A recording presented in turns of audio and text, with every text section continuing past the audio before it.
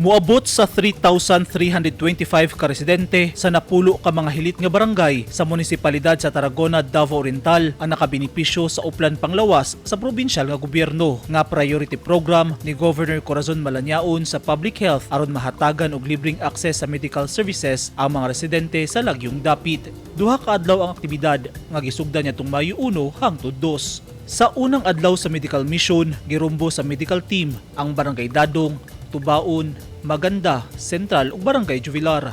Sunod nga gidalitan og serbisyong panglawas ang mga residente sa Barangay Limot, Umpaw, Tumuawong, Kabagayan ug Barangay Lukatan. Ang gipangdalit nga mga serbisyo mao ang medical consultation, pagpanghatag og libreng tambal, vitamins ug antibiotics ug uban pang medical interventions. Naghimo sab og profiling ang medical team sa mga individual nga dunay sakit sama sa goiter, cleft palate, hernia, myoma, katarak ug uban pang sakit nga nanginahanglan og hinanaling operasyon ug asistan sa mga dagkong ospital. Ang mga pasyente nakatakdang ipailawom sa operasyon ug libreng tabangan sa provincial government. Sa inisyal nga profiling, 135 ka mga pasyente ang naka-schedule alang sa surgery. Atol sa programa, giawhag ni Governor Malanyaon ang tanan nga mo-avail sa mga libreng serbisyo ug gilaraw ang kamahinungdanon sa maayong panglawas sa overall development sa Katilingban.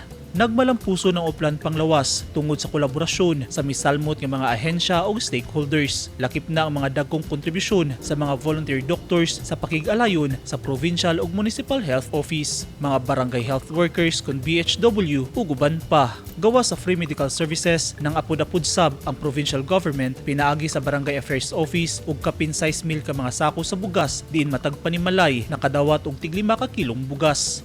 Ang Uplan Panglawas unang nagsugod nitong Oktubre 7, 2022 diin 2,000 ka residente sa tanang barangay sa Buston ang nakabinipisyo. Gawa sa Uplan Panglawas, mitabang sab ang probinsyal nga gobyerno sa mga pasyente pinaagi sa pagbutang sa Provincial Capital's Provincial Governor's Office Social Services Unit diin abagahon ang medical bills ug uban pang medical expenses. Kauban ni Governor Malanyaon nga mitambong sa aktibidad ang sangguniang Pandalawigan representatives, board members, consultant for Special Concerns for Health Program, mga partners on peace and development gikan sa Philippine Army ug Philippine National Police. Eugene Hinutan, Newsline Philippines. Stay safe.